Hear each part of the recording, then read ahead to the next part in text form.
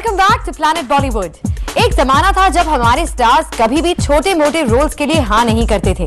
सभी को lead actor का किरदार ही चाहिए था। लेकिन ऑफ लेट फिल्म्स की स्क्रिप्ट्स यूं लिखी जा रही हैं कि बड़े स्टार्स को सपोर्टिंग रोल्स करने में आसानी हो गई। And that's because the scripts are more focused on characters both big and small. Actors like Abhishek Bachchan ने तो गेस्ट अपीयरेंसेस में डिग्री हासिल कर ली है। So Planet Bollywood decided to get to the bottom of this matter.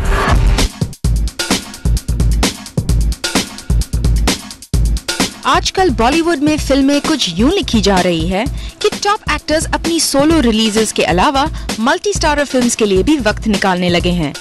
Abhishek Bachchan is the prime example of this trend.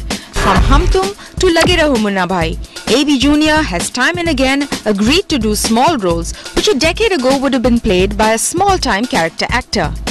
Akshay Khanna भी guest appearances में expert बन गए हैं।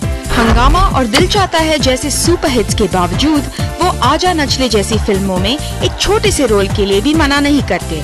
So the question is, when stars already have hectic schedules, why do they agree to do guest appearances? Budgets इतने बढ़ गए हैं फिल्मों के कि it makes sense to make multi-starrer. सब अपने रोल को देखते हैं। अगर रोल में सिग्निफिकेंस हो, रोल में कोई दम हो, तो वो ऐसे रोल्स करने से डरते नहीं। और यही वजह है कि हमारी टॉप हीरोइंस भी गेस्ट अपीयरेंसेस की ओर देख रही हैं।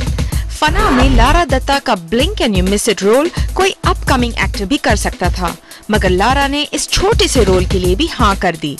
काजोल अपने करीबी दोस्त करण जौहर के लिए कई बार गेस्ट अपीयरेंसेस कर चुकी हैं। वहीं अमीषा पटेल ने भी हनीमून ट्रैवल्स में एक छोटा सा रोल किया था। ऑडियंस जो उस स्टार की फैन होती है, उन्हें आकर्षित करने के लिए ऐसे रोल्स लिखे जाते हैं। फिल्म को बेचने में सहूलियत होती है।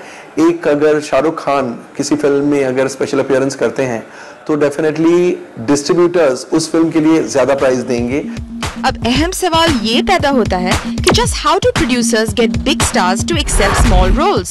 How can they afford their exorbitant fees? कभी-कभी दोस्ती के बल पर स्टार्स अपनी फीस वेव कर लेते हैं, पर ज्यादातर ऐसा नहीं होता। So if stars are charging such high amounts for guest appearances, then producers obviously stand to gain when trying to distribute their film. क्योंकि जब फिल्म बेचने का वक्त आता है, तो जितनी बड़ी स्टार कास्ट, उतने ज्यादा चांसेस कि फिल्म बॉक्स ऑफिस पर सक्सेस पाएगी। The idea is to appeal to the widest fan base and pull in audiences who otherwise may not watch the film. For now, it's a win-win situation for everyone. And until this fad is replaced by something else, when it comes to the movies, the more stars, the merrier. Rajpreet Sond, Zoom, Mumbai.